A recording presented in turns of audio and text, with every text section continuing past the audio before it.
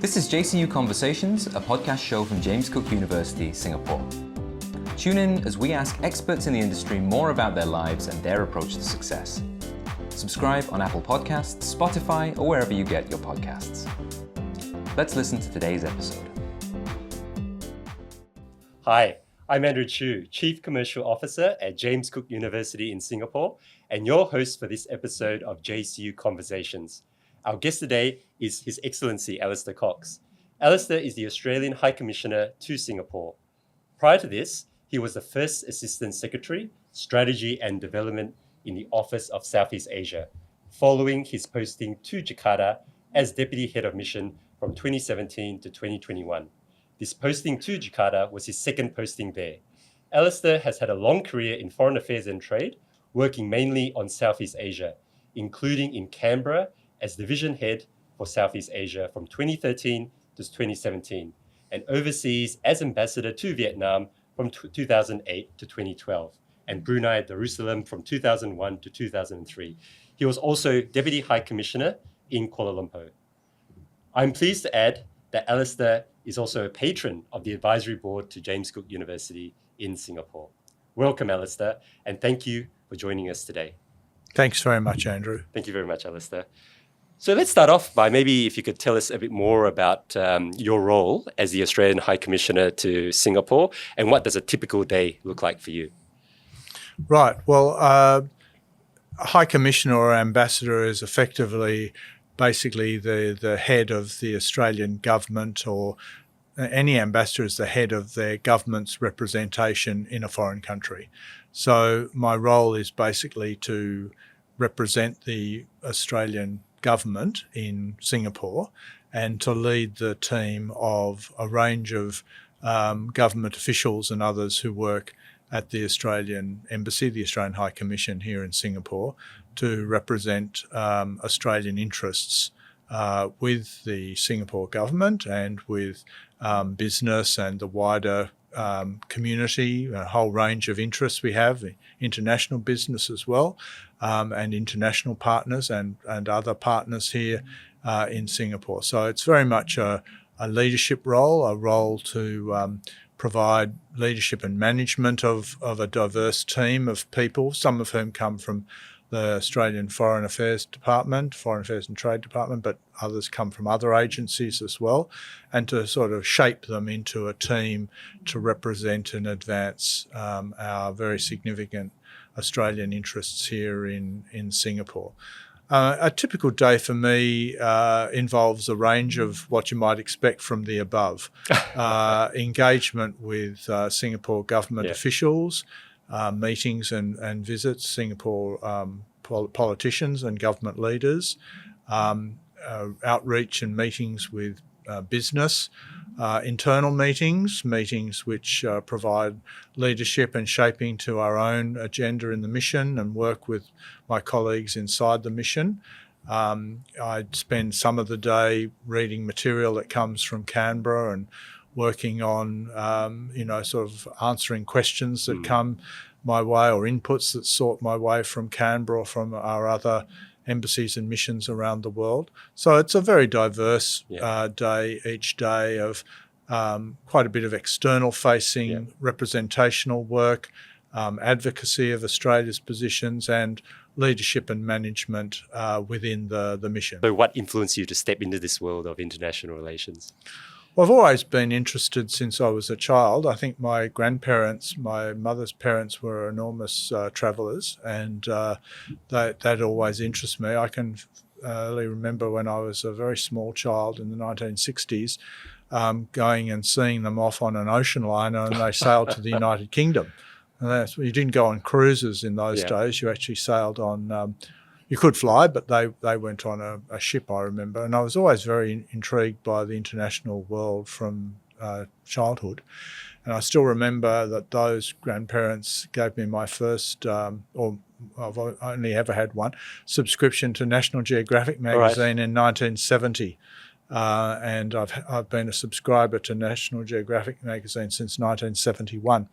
So I've always been interested in the international world, and I think that was something that was always alive in me. I was then very interested at school and university in history and geography, perhaps as a result of that.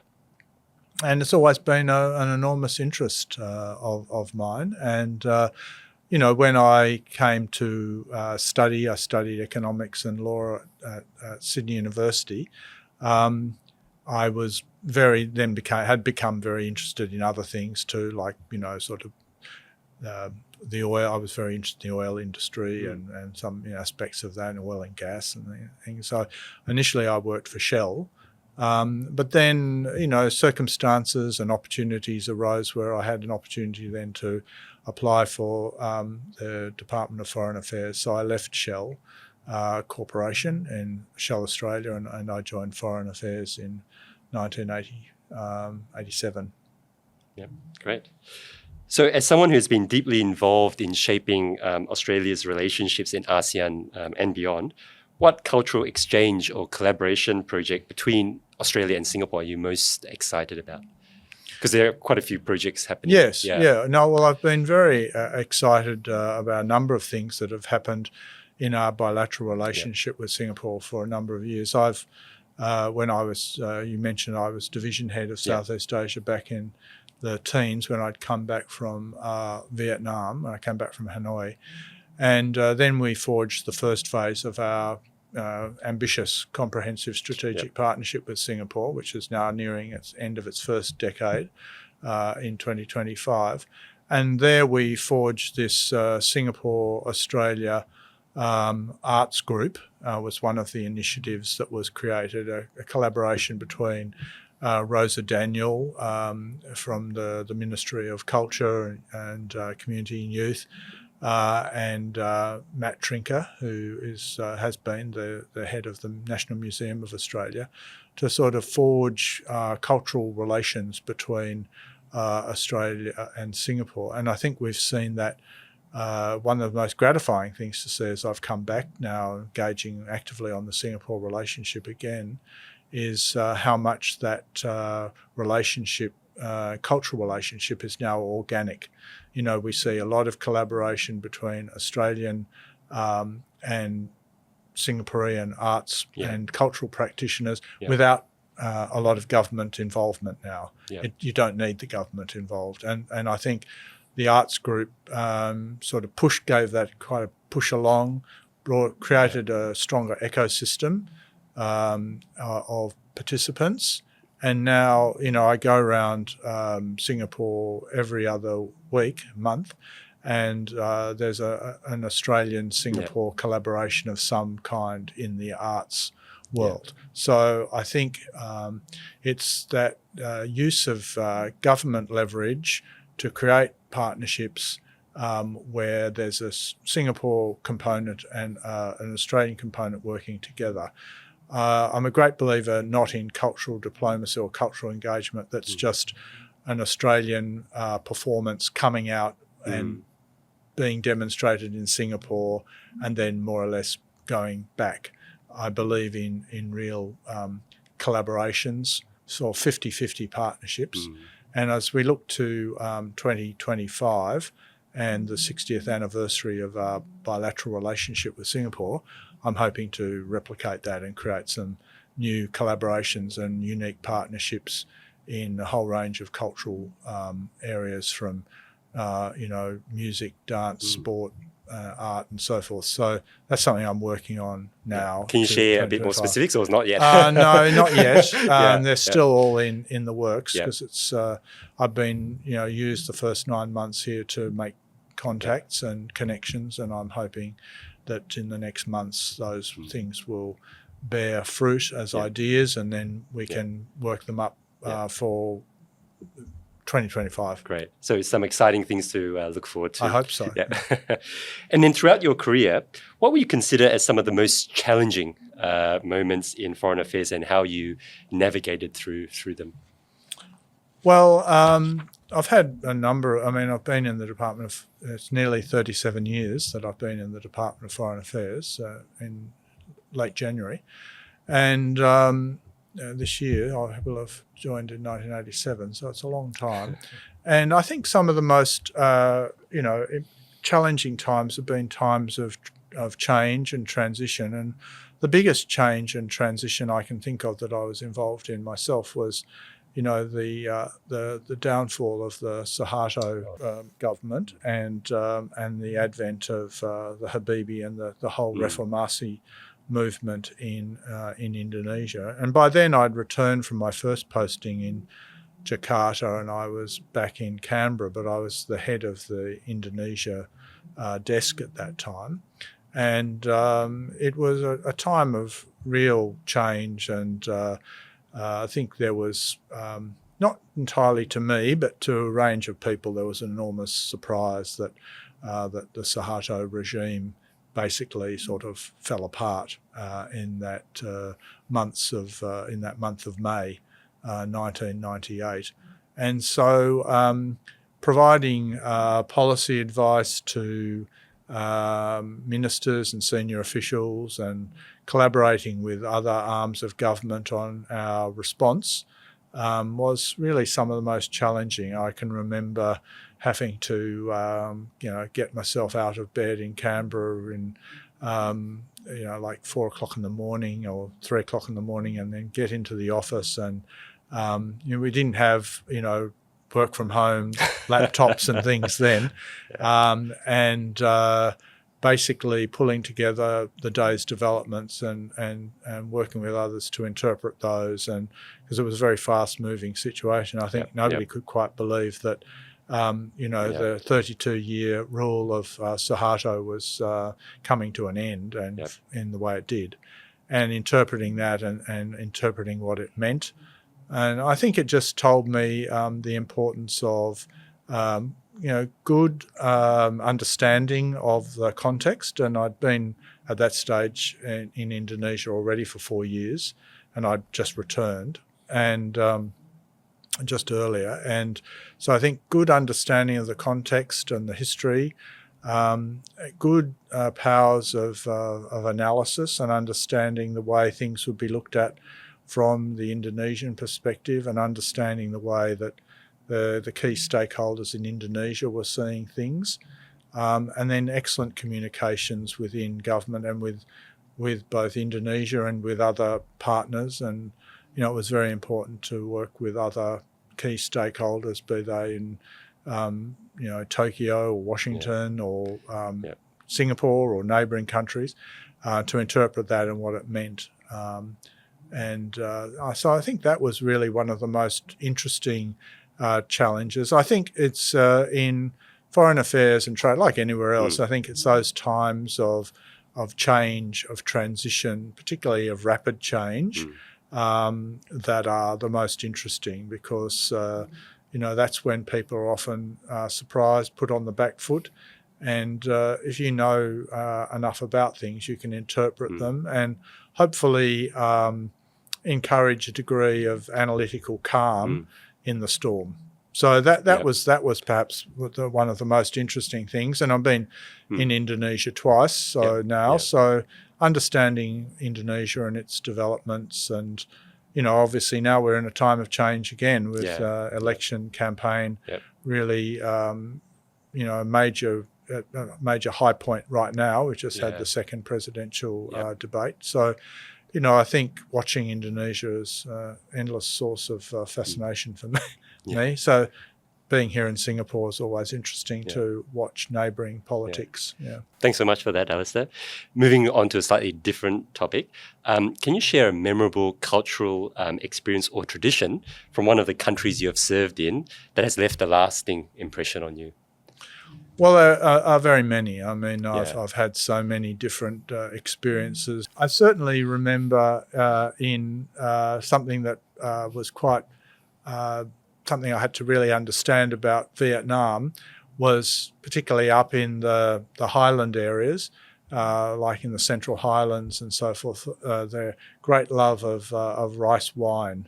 And I still remember going to functions with colleagues from the border guards or domestic security, and we worked a lot with them on border control and capacity building in central Vietnam, upland from Da Nang and other parts of Vietnam, and going to long dinners which would involve then sort of large vats of rice wine with sort of bamboo straws coming out of them, and continuous flow of water being added, and then you were continuously invited to drink from it. And after a while, that really did take its toll. And I learned by the last year of my posting, the fourth year of my posting, to take along a younger sort of strong colleague, and you could put forward a champion who would sort of represent you, and you wouldn't have to do it all. You wouldn't have to do it all yourself, because otherwise, by the end of the evening, you'd sort of become more or less under the table.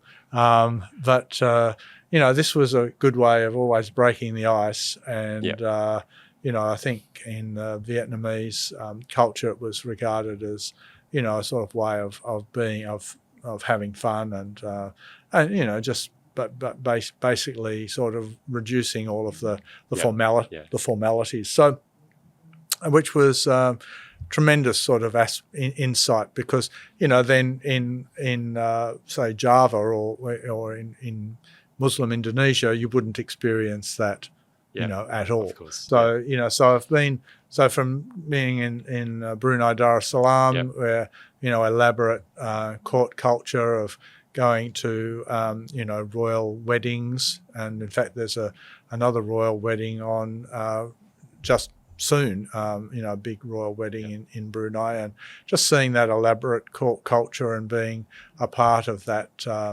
very much a modern version of an elaborate Malay court ritual, which of course would not have alcohol, through to Vietnam and various things in between. I have so many memories of the diversity of culture in Southeast Asia, of which that's what keeps you engaged, even though sort of physically perhaps Southeast Asia is not a large area, but the diversity of cultures from Indonesia, Malaysia, Brunei to Vietnam or the Philippines or Cambodia and Thailand. It's just so much richness, and so that's what's always kept me fascinated by and I've been to 5 or 6 Southeast Asian countries now on posting, but and this is actually my 7th posting, but I haven't ever not had a different and diverse experience everywhere I've gone. Yeah. So at the start, you mentioned how you entered this world of international relations. You had that experience seeing your grandparents. My grandparents, go off on the cruise liner, and also studied a bit of history and geography. So, as someone with extensive experience in diplomatic roles, what advice would you give to students aspiring to pursue a career in international diplomacy? Well, I'd certainly say that those who are interested in it should develop, a strong interest in foreign countries and foreign people. I think it's hard to do this job if you're not really interested in the diversity of foreign cultures. So I think you need to see whether that's if you are genuinely interested in that or not. And if you are, then I think you need to develop some of those analytical capacities. You need to learn a bit about the history and the context and culture. I'm always a great believer in context. I think if you understand context, you can then understand the details. So I think you need to either at university or just privately read widely and learn the context and understand the history of and the history of that culture and why the country has evolved the way it is. Understand the nature of the interests. What are the economic interests? What are the political interests? why is the country governed and shaped the way it is, and that's always got a history and a context. So I think you need to understand that in some depth, and then you need to be able to apply that to the specific policy issues, and you need to understand a lot about your own country. Whether you're a Singaporean or whether you're Chinese or Australian, what are your country's interests? So you need to understand those, and then how do you apply your interests in the context of the country you're looking at to advance your interests. And you have to think a bit about communication, about how do you communicate, and that's where foreign languages comes in. It's very good to understand or learn the languages of foreign countries, because I think it also gives you an insight into the culture and the thinking of the place, but also as a way of advocating your country's interests to them. So I think it's a combination of all of those things that is critical to anybody who wants to get into being in their foreign ministry or to be a representative of their country abroad. Yeah, that's great advice, Allaster. And the final question would be, if you could travel back in time, what advice would you give your 21-year-old self? I think if I was going back to the beginning again, I would say probably to language learning came to me, on the job, and I would have spent a bit more time working harder on understanding foreign languages, and probably would have wanted to have learnt, something like Mandarin or something earlier, and started early, whereas I started language learning. Like, for example, I did Vietnamese, which is a tonal language. I did that, when I was in my, late 40s, and that's quite difficult. And I heard someone told me you can speak fluent Bahasa. Oh, yes, I can speak, Bahasa Indonesia. But I've learnt that on and off since earlier on. So I think if when you think about being young and 21, the earlier you can learn foreign languages, I think the better, because your mind is more subtle. And I think in this job, again, learning foreign languages, understanding the cultural context of language and the way to use language is a critical skill. And I think it's becoming more the case, I think, as our world is becoming more multipolar, and more countries are exercising their agency, and I think there are obviously still dominant global languages like Mandarin or English or Spanish or French or Arabic, but there are so many other languages. You think of Vietnamese, or you think of Thai or Japanese or Korean,